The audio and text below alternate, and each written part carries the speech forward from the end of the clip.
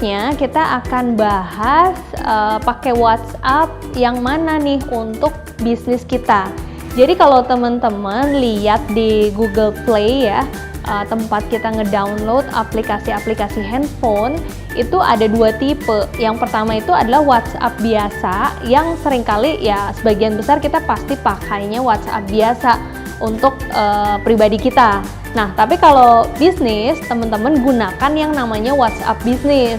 Ada mungkin di sini teman-teman yang udah menggunakan WhatsApp untuk bisnis atau brandnya, tapi masih pakai WhatsApp biasa nih. Nah, itu sebaiknya ganti dengan yang namanya WhatsApp bisnis. WhatsApp bisnis ini tinggal di-download secara normal aja seperti aplikasi-aplikasi pada umumnya di Google Play, di search aja di sana WhatsApp bisnis. Nah, kemudian download. Cara kita mengaktifkannya juga standar seperti WhatsApp biasa ya. Kita tinggal masukin nomor handphone aja, nanti langsung aktif dan bisa kita gunakan. Nah, kalau misalnya sebelumnya teman-teman udah pakai WhatsApp biasa nih, kemudian setelah nonton video ini jadi pengen ganti, itu sebetulnya juga tinggal download aja di handphone, kemudian masukin nomornya di WhatsApp bisnis, nanti otomatis teman-teman jadi pakainya yang WhatsApp bisnis, jadi data sebelumnya juga nggak akan hilang. Nah, kenapa kita perlu pakai WhatsApp bisnis? Ini banyak sekali keunggulan yang bisa kita gunakan, terutama untuk membuat bisnis proses kita ini semakin sederhana. Oke, fitur-fitur apa aja nih yang penting ya? Karena sebenarnya mungkin banyak bedanya antara WhatsApp bisnis sama WhatsApp biasa. Tapi pada saat saya implementasi langsung penggunaan WhatsApp bisnis ini, yang penting-penting sih kira-kira 4 hal ini. Yang pertama itu adalah katalog ya. Jadi di WhatsApp bisnis teman-teman bisa bikin katalog. Kalau misalnya punya satu produk, itu katalognya itu dibuat. Jadi kalau misalnya nanti ada yang nanya tentang produk, karena biasanya proses si customer kita ini tuh bertanya itu hampir bisa dibilang tipikal lah. Kalau ada orang mau beli tuh biasanya mereka akan bertanya tentang 1, 2, 3, itu tuh tipikal banget. Nah, si 1, 2, 3 ini supaya proses teman-teman ngehandle ordernya sederhana dan efisien, itu sudah dibuat di dalam si katalog. Jadi foto-foto produknya udah dimasukin, kemudian harganya juga dimasukin, ketentuan atau teknis atau term and condition pembeliannya juga dimasukin, ongkos kirimnya juga dimasukin. Nah, semuanya rapih di dalam katalog itu. Jadi pada saat ada yang bertanya nih, kita tinggal nanti ada pilihannya untuk kirim katalog itu ke mereka. Jadi mereka juga bisa buka dan langsung lihatnya secara lengkap. Kalau misalnya teman-teman udah pakai tapi belum diisi, nah ini penting banget untuk dilengkapin. Misalnya ada 10 produk, jadi ya 10-10-nya itu dimasukin ke dalam katalog. Kemudian kalau misalnya nih punya program khusus gitu ya, punya program sedekah Jumat misalnya, jadi setiap hari Jumat tuh customer boleh membeli satu paket produk tertentu, kemudian nanti paket produknya ini kita yang kirimin ke panti asuhan misalnya.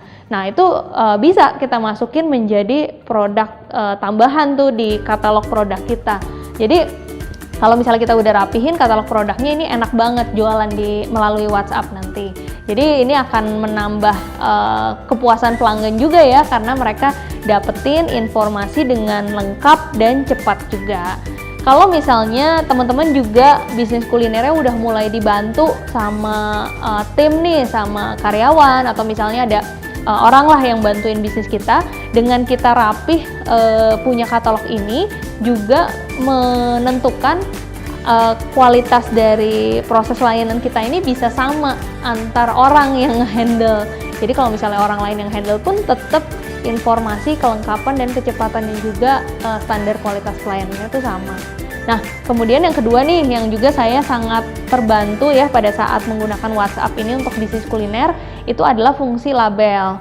Contoh, misalnya ada 5 orang hari ini yang bertanya tentang produk. Nah, itu teman-teman bisa labelin tuh bahwa misalnya leads ya, atau calon customer gitu misalnya. Terus ada dari 5 ini yang udah beli, misalnya jadi 2 orang nih beli akhirnya. Nah, ubah label mereka menjadi customer misalnya. Jadi kita dari banyaknya orang yang mengontak kita lewat WhatsApp nanti, kita tuh bisa tahu sebetulnya ada berapa sih orang yang udah ngontak tapi belum beli misalnya. Ada berapa yang udah beli, kemudian ada berapa yang udah beli lebih dari sekali. Teman-teman terserah mau dilabelin atau itu bisa disebut juga dengan grouping ya. Mau di groupingnya kayak gimana itu terserah dari rencana nanti di langkah yang berikutnya ya pada saat kita mau mengelola si database ini.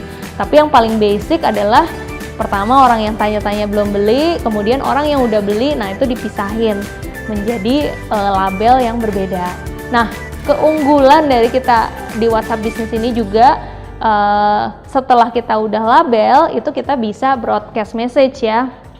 Nah, ini yang signifikan bisa kita manfaatkan karena ada data yang bilang kalau seseorang nih kalau misalnya mau melakukan keputusan pembelian sampai dia harus lihat 17 kali dulu gitu ya baru dia ngerasa yakin dia mau beli gitu. Tapi rasanya sih kalau produknya teman-teman menjual, kemudian brandnya juga udah cukup orang banyak yang tahu, mungkin nggak harus sampai 17 kali.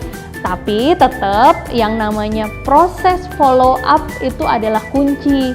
Karena bisa jadi kan ada calon customer kita nih ngontak kita ya lewat WhatsApp, tapi mereka sebenarnya pengen beli, tapi pada saat mereka lagi mau beli tuh mereka harus melakukan hal lain gitu ya, misalnya sambil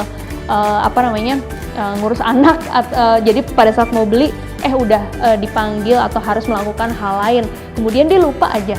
Nah, kalau misalnya besoknya kita follow up dia, transaksi itu baru bisa terjadi. Kalau enggak ya udah dianya lupa, kitanya nggak pernah follow up, akhirnya ya nggak jadi beli merekanya. Nah, itu akan sayang banget. Jadi kalau misalnya teman-teman udah label nih ada calon customer, nah nanti jangan lupa si kelompok yang ada di label calon customer ini dalam sekian hari itu teman-teman broadcast. Jadi broadcast message-nya itu ya tentu yang berhubungan dengan gimana caranya supaya mereka akhirnya jadi ingat kalau mereka mau beli dan mereka akhirnya jadi bertransaksi ya. Ini broadcast message bisa dipakai untuk mengirimkan pesan dalam jumlah banyak sekali aja. Jadi nggak harus ngirim pesan satu-satu. Ini akan sangat menghemat sekali. Menghemat waktu dan juga fungsi utama yang dibutuhkan dari bisnis kita. Oke, yang terakhir nih yaitu quick replies. Jadi ini semacam fitur di mana teman-teman bisa ngerekam, nge-save ya, menyimpan kata-kata yang selalu ditanyakan oleh customer. Jadi misalnya standar lah ya, pengirimannya dari mana nih kak nanti gitu. Nah, daripada kita ketik satu-satu, nanti di save aja di quick replies. Nanti kita bisa pilih nih misalnya kata kunci kirim. Berarti kalau misalnya kita tulis kata kunci kirim, nanti otomatis jawaban dari pertanyaan yang sering banget ditanyain itu langsung keluar. Nah, jadi ini adalah 4 fitur yang sangat penting bisa teman-teman gunakan kalau misalnya menggunakan WhatsApp Business. Karena kalau misalnya di bisnis kuliner itu kan produknya ini sehari-hari kan, jadi udah pasti peluang kita ngedapetin banyak sekali orderan itu tinggi. Jadi kalau misalnya nanti udah dapet banyak orderan, PR selanjutnya adalah gimana biar orderan-orderan ini tertangani dan konsumen itu juga puas, jadi nggak kelamaan nunggu. Bahkan kadang kalau misalnya kelamaan nunggu dan kelamaan nggak dibales, itu juga bisa membuat sales kita itu melayang ya, mereka nggak jadi beli. Jadi teman-teman bisa pelajari lebih lanjut 4 fitur ini langsung pada saat setelah download WhatsApp Business-nya. Oke, itu tadi teman-teman langkah-langkah yang bisa langsung teman-teman ikutin dalam rangka memanfaatkan WhatsApp nih untuk perkembangan bisnis kuliner teman-teman. Jadi harapan saya semoga langkah-langkah itu bisa membantu teman-teman supaya lebih kebayang dan secara teknis mempraktekannya langsung.